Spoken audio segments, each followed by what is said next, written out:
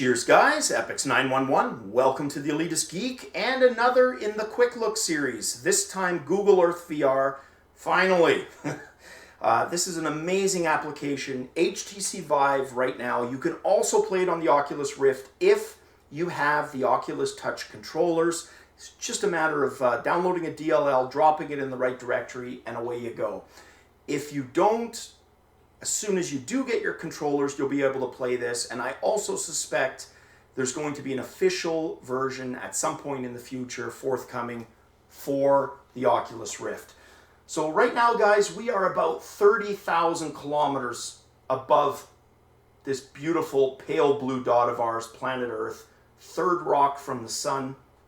If we were to go out another, few tens of thousands of kilometers, we'd start approaching the moon. You can also change the daylight cycle. Just grab the sun, look at that. There's North America in night, the West Coast, and day. You can also see the band of the Milky Way, look at that. Just beautiful. The whole band there stretches across the sky. So what I'm gonna do, guys, just to introduce some of the areas and functions of Google Earth, is I'm going to show you guys all the places where I'm from, where I've lived. That'll be a good introduction, show you the features. And then you can do the same. Check out places where you've been, maybe places you want to visit. That's the strength of this program. So check this out, guys. We are going to fly in to Vancouver. So this is the west coast of North America. Vancouver is Canada's third largest city, nestled in the mountains, right by the water. She's a beauty. Over 2 million people live here. This area that I'm circling with the dot is Greater Vancouver. I live in this area here where it says Langley. But we're going to go to the downtown core of Vancouver, like the deep heart of the city, just to show you guys how beautiful it is and how cool this application is. So notice how we're flying in. You can see the skyscrapers like a diorama just rising from the ground. Just beautiful. Boom. We're going to shift our view and check that out. There's the downtown core. The stadium is for our Canadian Football League team, like American football style, except our own rules, slightly different, 3 downs instead of 4. Our CFL team is the BC Lions. We also have a soccer team, so like football to the rest of the world, Vancouver Whitecaps, and then this smaller arena here, our beloved Vancouver Canucks, our ice hockey team, the most popular of the 3. Just over 18,000 can be seated there, and this one close to 60,000. It used to be a bubble dome, now it has a retractable roof. Now see this water coming in here around Vancouver, the downtown? That's False Creek. From the stadium towards this globe building here, that one there, that's Science World, or at least it used to be. So picture a reverse L from the stadium to this circular building. All that land here was host to Expo 86. That's the World Exposition 1986. Vancouver was host, and most of us will agree that was our coming of age. That is when Vancouver put itself on the map for the first time internationally. Now, check out those skyscrapers, guys. Now, I can kneel down here. Look at that. The view, it's just amazing. Touch these buildings. You feel like Godzilla, like you could just swap them, right? Charge on through here. On the right-hand side here, all these containers. Like I said, Vancouver's one of the busiest ports on the Pacific. That's where all the container ships go. And this building here with the sails, guys, is for cruise ships. Look at that. There's a cruise ship moored right here, right now. All these sails. This building here is Canada Place. Lots of conferences are held there. And this up here is kind of like Seattle's Needle. Obviously, it's not a needle, it's just the top part. But there is a restaurant in here that revolves. As you sit in it, it spins around. Now what we're going to do, guys, from the stadium, and we will turn ourselves this way. There we go.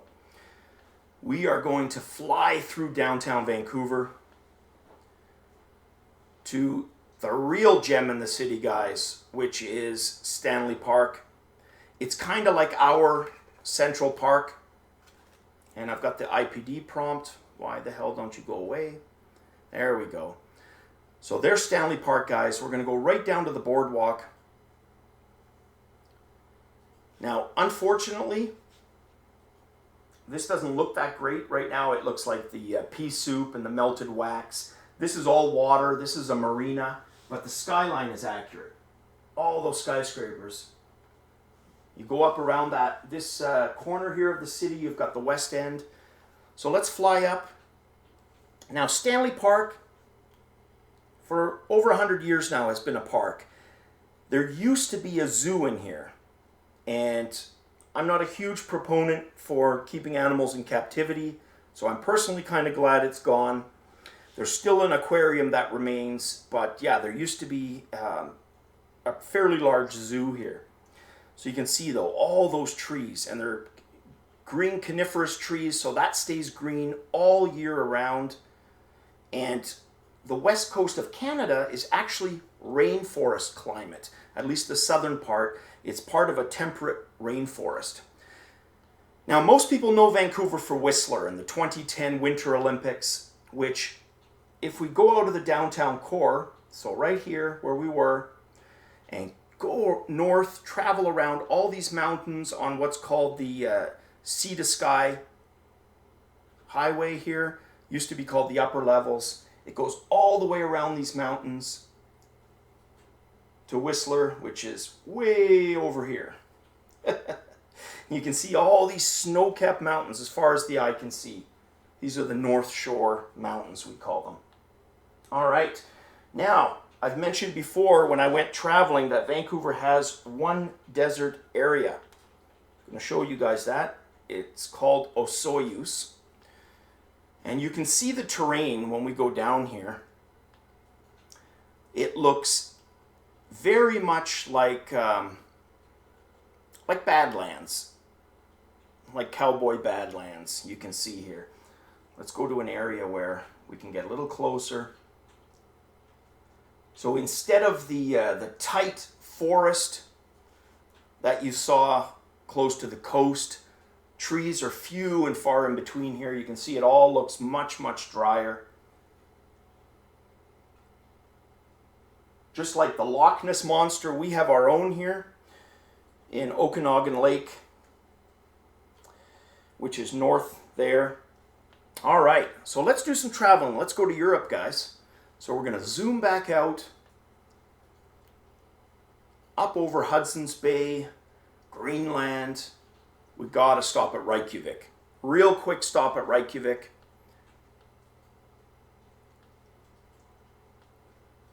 The majority of the 300,000 odd people, I think it's 320, 330, the latest census, live here in Reykjavik.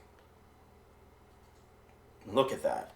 Hundreds of years ago, barely any trees, but because of changing climate and planting, there are actually small forested areas in Iceland now, which is amazing. All right, let's continue our trip to the Netherlands. Where I'm from, we are going to go south. And let's tilt the earth again. We don't want to go too far. There we go. So we've got Scotland, Ireland, England, and there we go, Netherlands. North of Amsterdam, Beverwijk, Heemskerk, Alkmaar. Beautiful. And what a lot of people don't know in the Netherlands is there's sand dunes all along the coast, and it's actually got the type of sand that you normally associate with tropical places. It's just beautiful. Holland has beautiful beaches. Just don't let the jellyfish get you. You got to watch that. Now, unfortunately, the buildings here, yeah, they're flat textures, but that's okay. Let's go to Amsterdam. That's the North Sea Canal. Separates North and South Holland. And boom, Amsterdam. Check that out.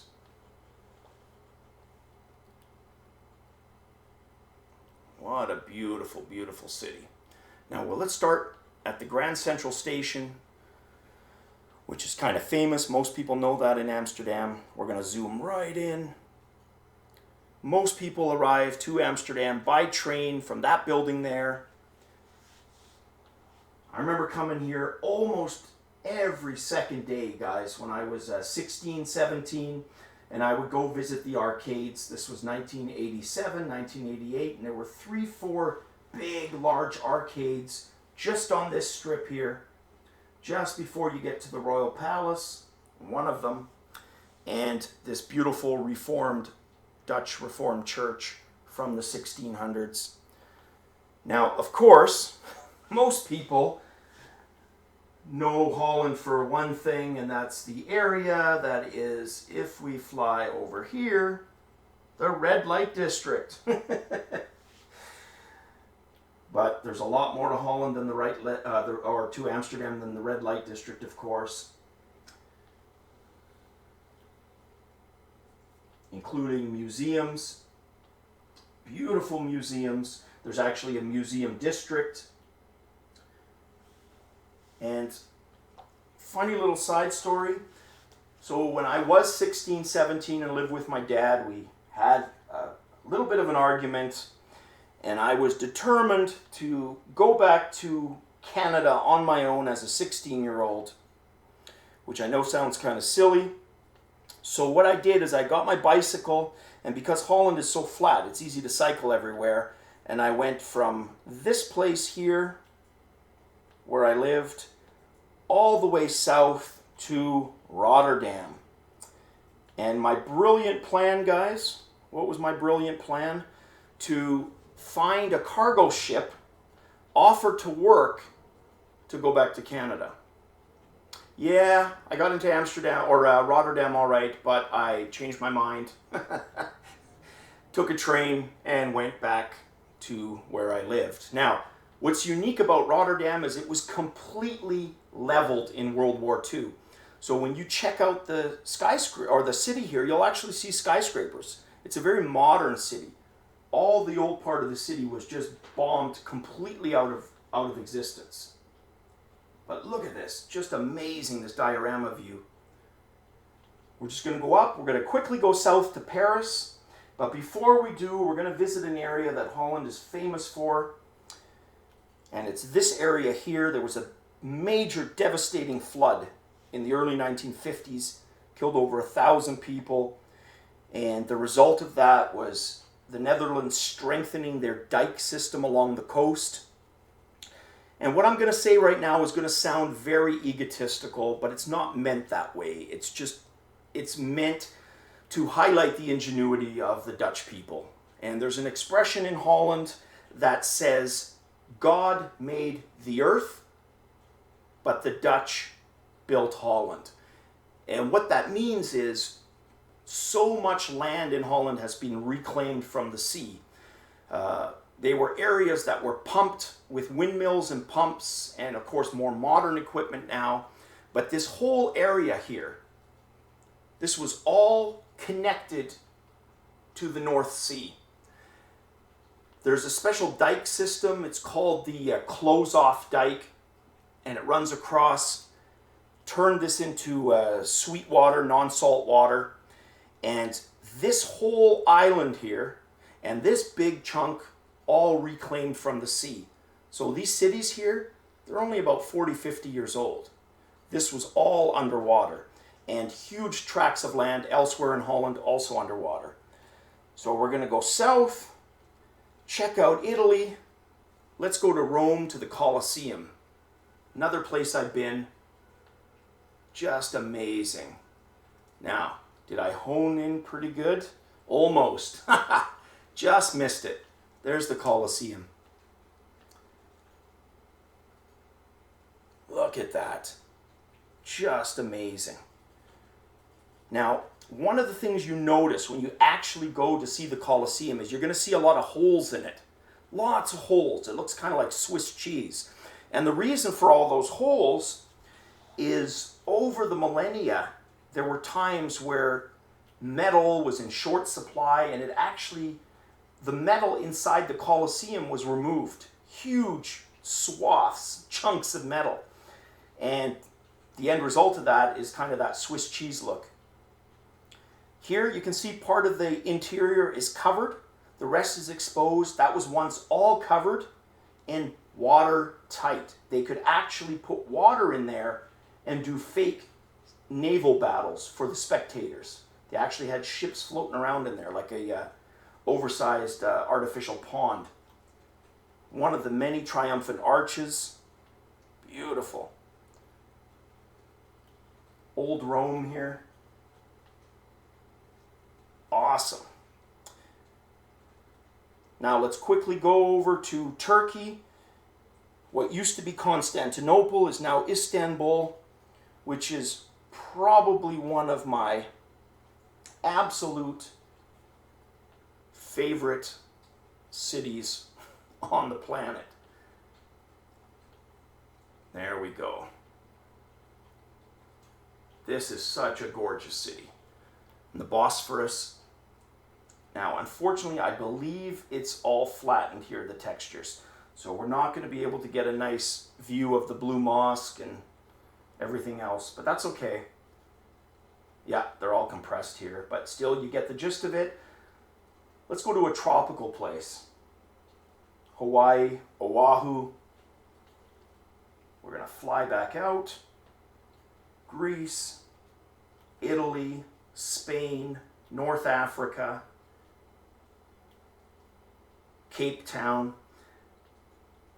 Now, the old expression for English people, limeys, that was as a result of settlements here where citrus fruits were grown.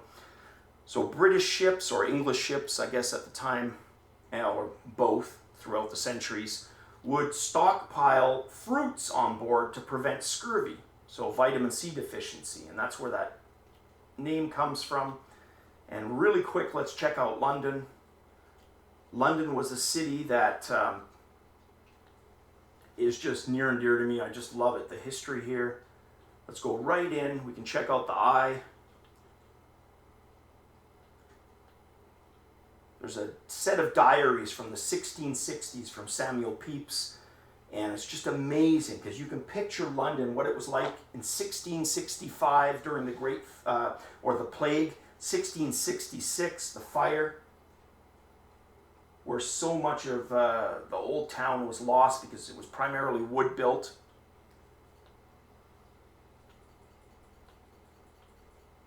Wow. The Thames. How much history, eh? All took place here. So you had Celtic tribes, the Romans came, after the Romans, Saxons from Germany, Vikings or Norsemen from Denmark and Norway, and then Vikings that settled in France, the Norsemen, who then invaded England, killing the Saxon king in 1066, the Battle of Hastings, and England's future was sealed. A Norman Saxon future. Off we go, past Mexico to Hawaii. My favorite island, Oahu. And Waikiki, Diamond Crater. Now, Waikiki is a beautiful beach, but honestly, in my opinion, it's more for 20-somethings if you're young, into partying and enjoyment. To me, it's a little too busy. We usually stay in a hotel here, though. You can get good rates in the hotels. We then rent a car, and we'll go to quieter beaches. My favorite, my wife and I's favorite, Kailua, up here. Just amazing. Bathtub warm water, guys. Just freaking awesome. Now, I get the little child whistle. My wife, I've had 2 cancerous moles, so they would whistle me out of the water every 15 minutes to lather me up. But my wife, being Filipina, and my daughter half, they just tan nicely while I burn like a lobster. All right, so we're going to do one last trip, guys, and that'll be it. This is supposed to be a quick look after all. We are going to go to Australia, and we are going to check out some amazing places, like the South, Kangaroo Island, and Adelaide. There was a cheesy soap opera type show called Neighbours. And I believe the people in Neighbours all lived in Adelaide, but I could be mistaken. But that was really big in England, Holland, the show The Neighbours, and it was from the 80s, at the time anyways. So there's Adelaide.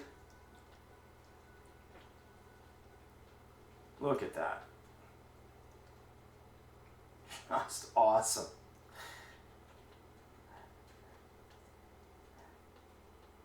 You get a real appreciation for the vast size. Countries like Canada and Australia, how the population centers are just certain areas and the rest of it. Like, look at this. We could just go in the middle of nowhere here, 500 kilometers west of Birdsville, and we are literally in the middle of, well, somewhere, but nowhere as far as you'd be concerned if you were stuck here. Look at that. Now, Canada has a temperate rainforest. Australia actually has its own rainforest area, which is in the northeast. This whole coastline here.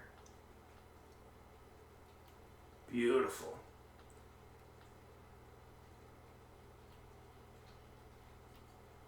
Of course, the Great Barrier Reef off the coast. Wow. All right, guys.